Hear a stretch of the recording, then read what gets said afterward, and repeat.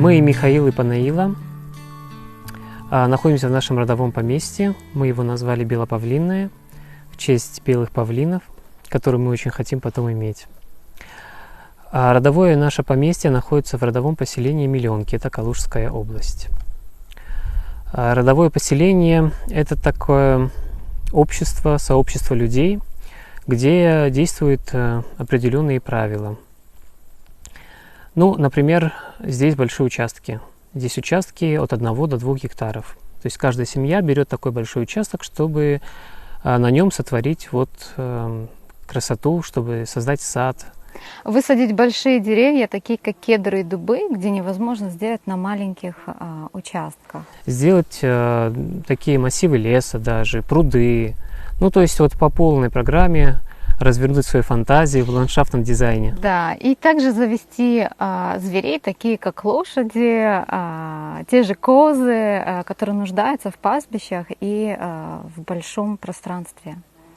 Идея в том, что большой участок дает возможность создать полноценную экосистему.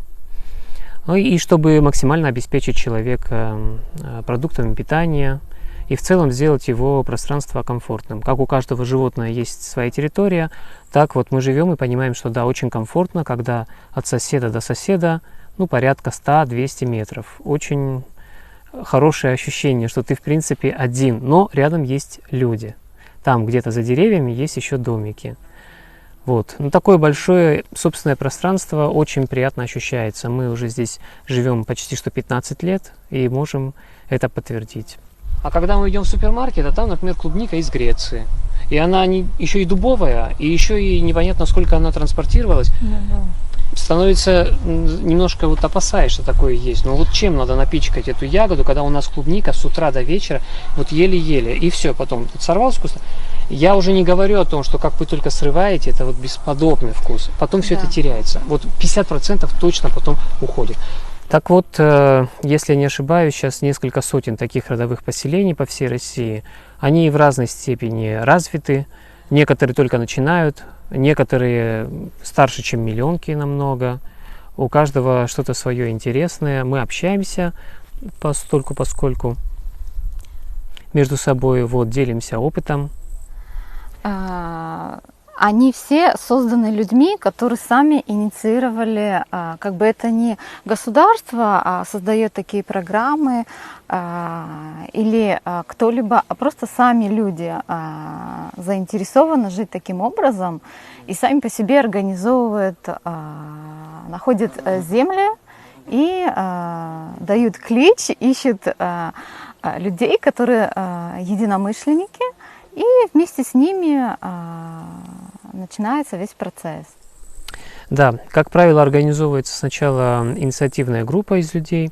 Все началось примерно 20 лет назад с книг Владимира Мегре. Он описал такие поселения, что такие поселения когда-то существовали, люди жили вот таким образом, и у них все было прекрасно. То есть они были красивые, здоровые, нравственные, счастливые. Семейный образ потому жизни. что жили в гармонии с природой, потому что следили за своим телом, за здоровьем своего тела и за здоровьем своего духа, питались экологически чистыми своими продуктами, имели контакт со своими зверями. Все описано очень красиво. Вот, собственно, что нас и вдохновило из Греции переехать в Россию, искать такое место и создать свое настоящее, свое родовое поместье. Вот 15 лет мы стараемся. Правда, до зверей пока у нас и до павлинов дело не дошло, но я думаю, что это не за горами. Мы пока осваиваем именно растительность, создали очень красивый большой сад, лесосад, так вот его можно назвать. Создали большой интересный огород, обеспечиваем себя продуктами, ну, процентов на 70 это точно. Очень редко ездим за овощами, летом вообще не ездим, иногда зимой, и то после Нового года. До Нового года очень много овощей своих. Очень много у нас закруток, есть погреб. Ну, в общем, мы очень довольны, очень интересный образ жизни, очень интересный опыт, и с каждым годом становится только интереснее. Ну, это вот по поводу того, да, кто мы, где мы и как здесь люди живут. Вот я вам рассказывал, как мы сюда приехали. Даже травы не было. Трава, кстати, заселится сама, и у вас сейчас другой состав травы, и когда вы будете косить, состав травы сменится. И он превратится в такой очень приятный. Мы сюда не сажали клевер. Мы ничего не сажали. Да. Это все придет само. И у вас будет такая вот шикарная травка. Здесь немножко каждая семья немножко по-своему обустраивает. Нету какого-то общего проекта, нету каких-то ограничений. Единственное, что есть здесь у нас местный устав, который запрещает определенные вещи, которые идут вразрез с нашими идеями. Ну, например, нельзя удобрять землю химией, нельзя бороться с вредителями химией, нельзя стимулировать рост растений химией. Нельзя забивать животных здесь, на своих участках. Выращивать можно, забивать нельзя. Нельзя пить спиртное, нельзя курить, нельзя сквернословить. Да.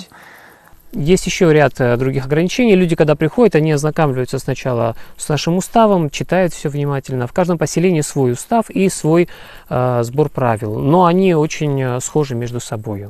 Принцип вот именно такой. То есть здоровый образ жизни, экологический подход к природе. И трезвое мышление. Да, и добрососедство. Вот таким вот образом. Что касается государства, на данный момент, к сожалению, нету пока какого-то закона или программ о родовых поселениях. Мы очень ждем, очень-очень ждем, что такой закон действительно выйдет. Людей очень много вовлечено сейчас в этот процесс. И я очень надеюсь и желаю всем этим людям побыстрее создавать красоту на своих участках, тогда действительно привлечем внимание, и власти поймут, что это дело стоящее, это действительно хорошая альтернатива.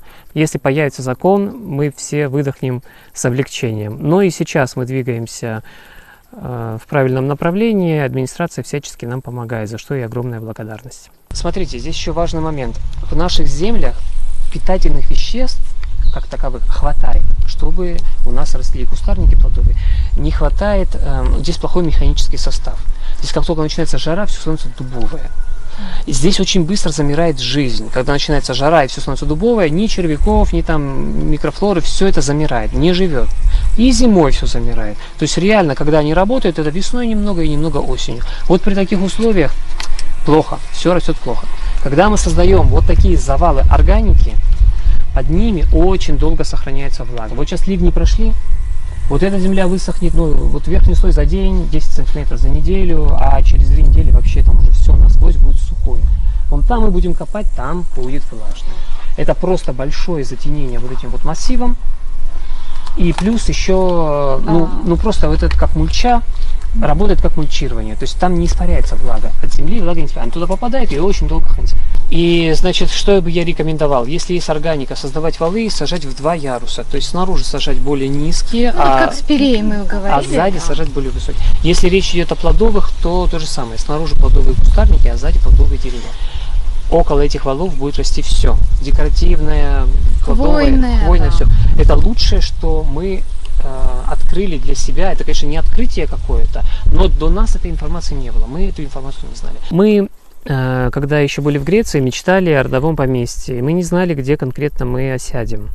Мы не ограничивали себя никак, думали, вот где понравится, там мы и будем создавать свое родовое поместье. Отлично понимая, что везде есть свои плюсы, везде есть свои минусы.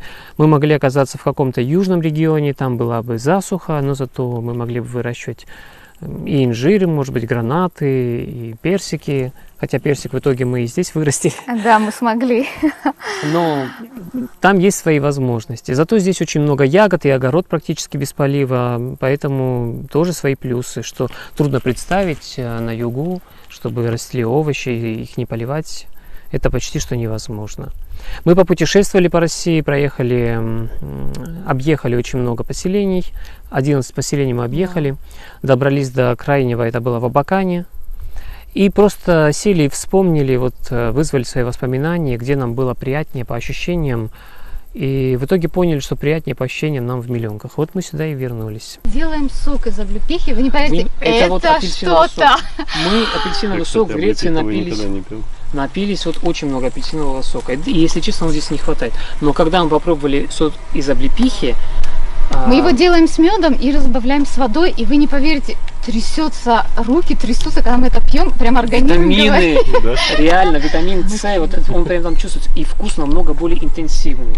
Взаимодействие регулируется только нашими правилами местными, а в остальном каждый человек волен делать то, что он сам представляет правильным по поводу своего родового поместья. Да, у нас есть чат, где мы общаемся, поселенцы между собой. Там мы решаем, если у кого-то возникла какая-то проблема, задача или помощь. Человек говорит, мне нужна помощь вот в этом, то какие-то семьи присоединяются, и ему легче. Также у нас есть чат, где мы помогаем друг другу с поездками. Например, если кто-то едет в город, говорит, ребята, я еду, да, если кому-то нужно 3 свободных места, да, например. или кому-то нужны продукты, смотря на человека, как он хочет, как ему легче, и он говорит, могу довести в одну сторону. У нас, получается, такси берет 1000 рублей в одну сторону, и, получается, ты помогаешь соседу сэкономить, и мы так друг другу помогаем, и это работает без конца. Также, если кто-то, например, нашел какие-то очень хорошие продукты, но не за дорого, а на каких-то базах, то точно так же он дает клич, ребята, я там нашел оливковое масло, вон там-то, сколько-то стоит. И есть такая организация между нами, которой мы помогаем друг другу какими-то вещами, которые мы узнали. Ну, то есть взаимопомощь здесь очень хорошо налажена. Это чувствуется. Взаимопомощь и добрососедские отношения. И мы очень этому рады. Да, конечно же, не надо представлять... Идиллия, да? Да, это не идиллия. Бывают споры, бывают проблемы. Но в целом это чувствуется. И это очень здорово. Это очень хорошо. Мы этому очень рады и этим очень дорожим. Да, у нас было такое дело, что горел курятник, и сосед позвонил одному соседу, и за какие-то 10 минут прибежало 40 мужиков, один обзвонил другого, все бежали, вот, и потушили этот курятник, чем как бы хозяин остался благодарен, что курятник не сгорел полностью, он мог его реставрировать частично. У нас бывали случаи, что какие-то собаки заходили на нашу территорию, начинали пугать детей. Мы тоже, ну, то есть есть даже группа по безопасности, вот так он называется, это мужчины, которым можно в любой момент позвонить, обратиться. Они быстренько собирают, поднимают всех остальных и оперативно решают такие вопросы. То есть вот, ну вот пример. Вот так мы контактируем между собой. Контактируем. С крыши по цепочке спускается вода в одну бочку. Мы просто там не успели сделать крантик. Вот так она наполняется. Вот здесь перелив в другую, а отсюда перелив в третью. Сложности у каждой семьи зависят от образа жизни, который эта семья ведет. Если люди живут от земли, или, по крайней мере, стараются, или, может быть, на 50, на 70, на 80% зависят от земли, тогда все сложности тоже зависят от земли. Если засуха, у людей возникает сложность, как все пролить, как все защитить, как все затенить. Если, например, экстремальные морозы зимой, люди переживают, чтобы у них там не померзло все в саду. Если какие-то ливни, которые все затопили, вот что было в последнее время, тоже есть проблемы. Если у людей не столько, потому что мы здесь разные семьи, очень по-разному зарабатывают себе на хлеб, если у человека дистанционная какая-то работа, он зависит от города, тогда у него проблемы больше связаны с городом. Ну вот какие-то, знаете, как последние события могут повлиять на семью, хотя на какую-то другую семью они могут совершенно не повлиять, потому что ну, что-то там, да, происходит, там, может быть, наша страна изолирована, какие-то люди, которые занимались какой-то торговлей, испытывают какие-то сложности. Ну, а человек, который занимается землей, для него ничего не поменялось. Поэтому сложности очень специфические. Часто люди затеняют геотекстилем. Он на один сезон. Изоспаном, да. Он на один сезон, потом он рвется, и это мусор. Вот это... Это ХБ. Это хлопок. И он служит намного дольше, и вы можете его сжечь или даже в грядку даже поставить. Вот. Но у нас есть одна, ну, можно ее назвать проблемой, именно сезонная. Это осенью, где-то примерно в октябре начинается, и ранней весной. Это примерно апрель, вот отрезок времени. У нас просто закрываются дороги, потому что у нас очень часто разливается Угра, река, которая рядом с нами, и она затапливает наши дороги, поля. идущие к нам. Вот. Естественно, мы отрезаны на какой-то отрезок времени примерно. Иногда это бывает на месяц, иногда на 2 недели, иногда на неделю. Мы отрезаны от внешнего мира, вот, и мы не можем ездить, и к нам не может никто приезжать. Естественно, мы просто, лично наша семья всегда подготавливается на месяц заранее, зная, что это будет, это неизбежно. Мы подготавливаем какие-то продукты, там газ или что-либо, еще там бензин, что нужно, чтобы в это время не выезжать. Вот. Некоторые семьи просто в этот период у них есть товары, которые они должны отправлять там, через почту или через транспортные компании. Они, конечно, испытывают чуть-чуть натяжение. Они хотят, чтобы дороги были круглогодично проездные.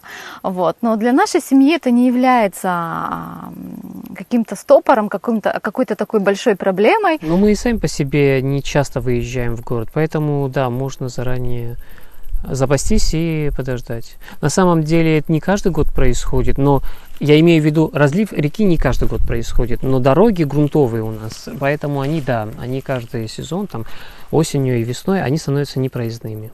Мы не за один год экономически встали на ноги, мы долго к этому и шли, и как и все поселенцы, когда сюда переехали, у них стал вопрос, чем они дальше будут зарабатывать.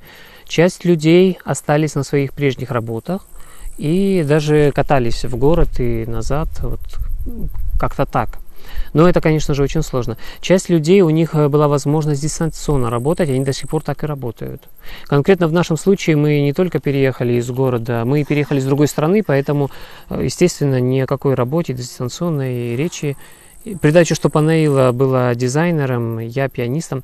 В общем, мы оказались перед выбором, чем заниматься дальше. Первое, что мы создали, это наш питомник. Мы его назвали Эдем. Так как у нас было высажено уже несколько тысяч растений, а мы когда приехали, мы привезли с собой на те деньги 2 миллиона рублей, и на эти деньги мы сделали какие-то постройки и захотели облагородить наше пространство, вкладывая в него много денег. И когда у нас было много растений, мы поняли, что нам их не хватает, вот, а деньги у нас уже закончились, и я сказала мужу, давай я буду изучать и будем иметь свой питомничек для себя. Но в итоге получилось так интересно, меня это все заманило, закрутило, и я сказала мужу, давай мы начнем иметь питомник, чтобы продавать, и это как раз будет наш семейный доход. Да. И так это случилось. В любом случае мы в питомнике выращивали намного больше, с запасом, и поэтому этот запас тоже захотелось реализовать.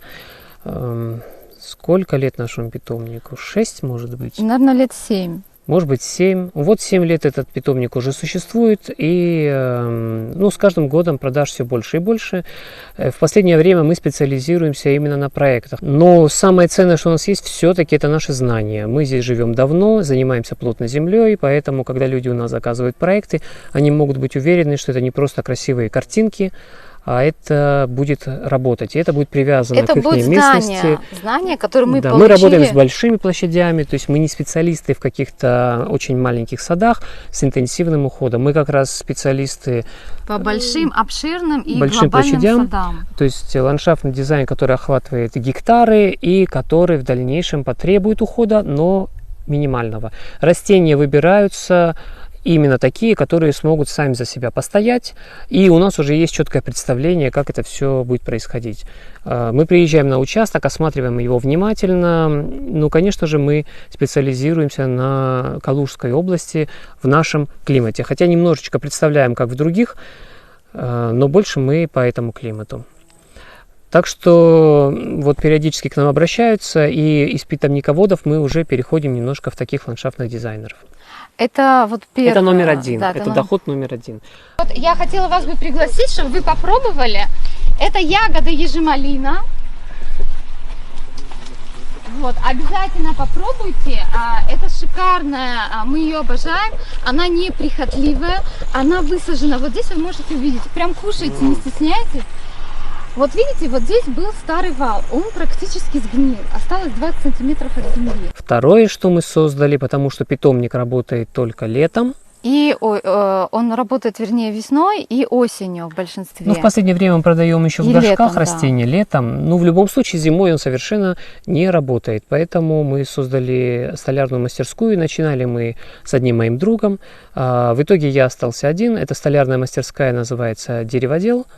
И так как я по себе сам очень творческий человек, конечно же, у меня это отразилось тоже в мебели. Мебель очень интересная, порой даже сказочная, часто резная, но в любом случае очень неординарная, уникальная, эксклюзивная, так вот можно сказать. Так что мебель это был очень серьезным источником дохода на многие годы. Да, и до сих пор. И до сих пор остается, но в последнее время появился еще один источник дохода, который сейчас очень серьезно набирает обороты. Так как я пианист, я вот это уже упоминал, я учился на фортепиано, получил диплом.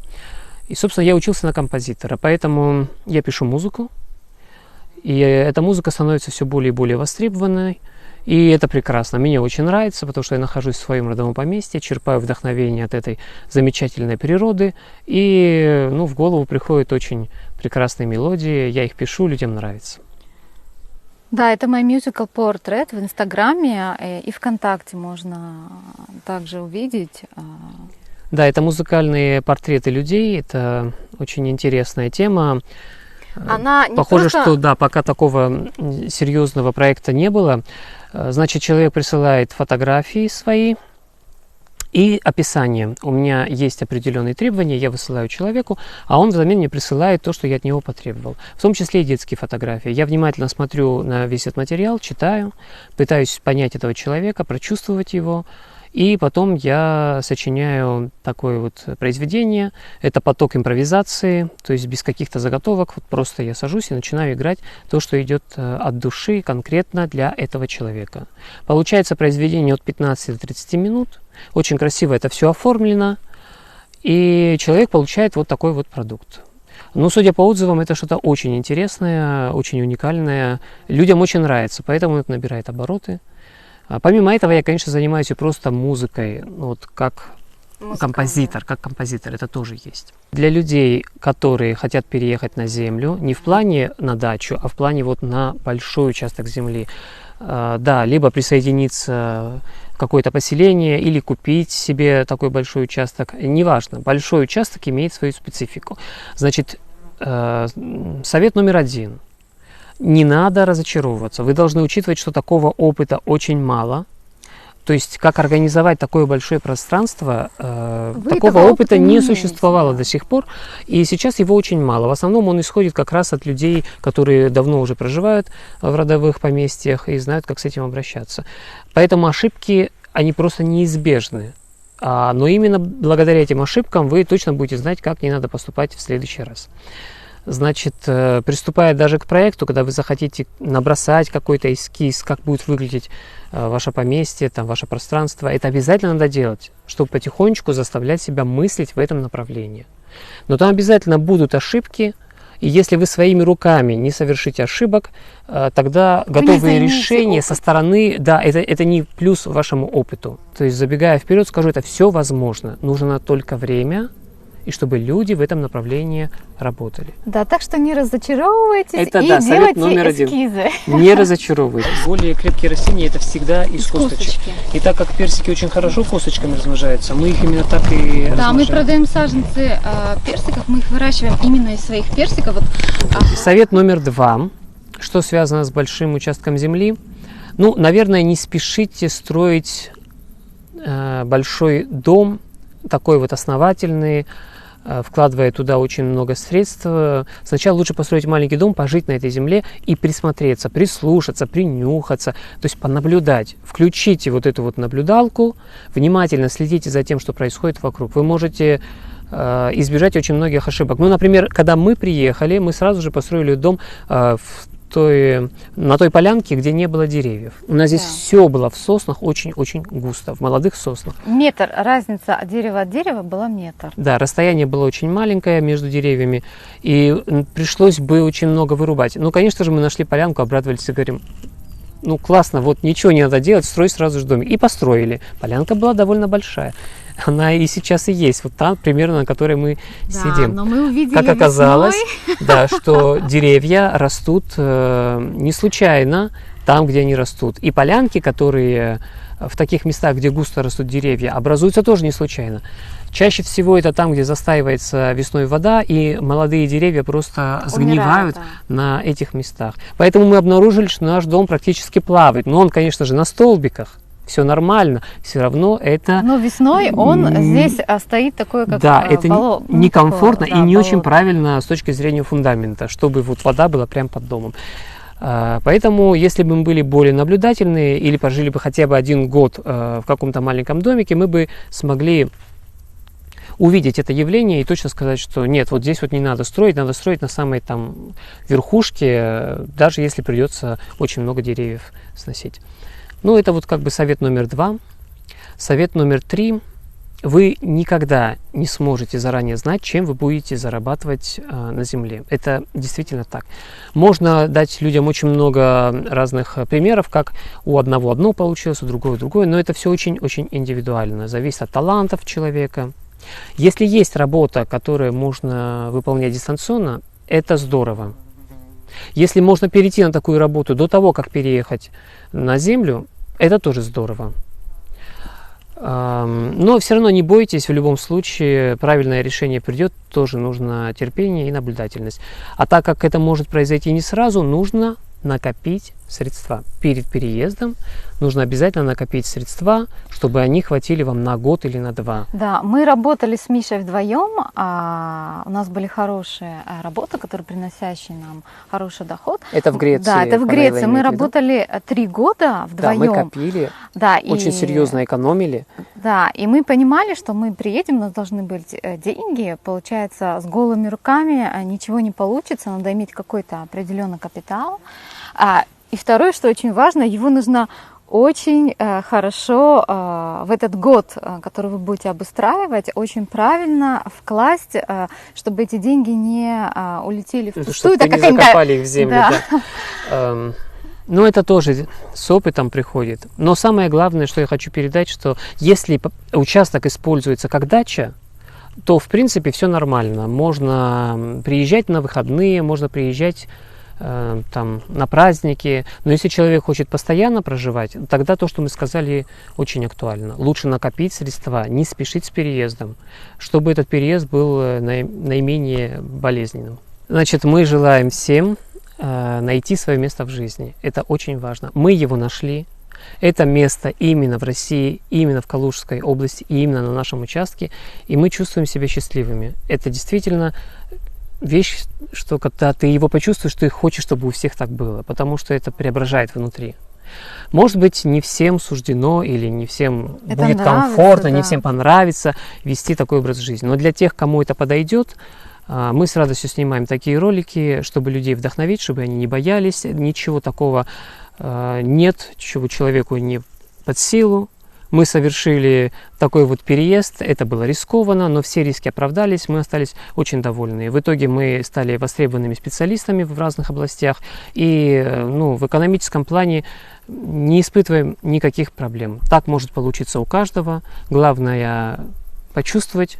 И не бойтесь, не разочаровывайтесь никогда. Да, то есть наш секрет в том, что мы никогда не разочаровываемся, сколько бы ошибок не совершили и как бы трудно ни было.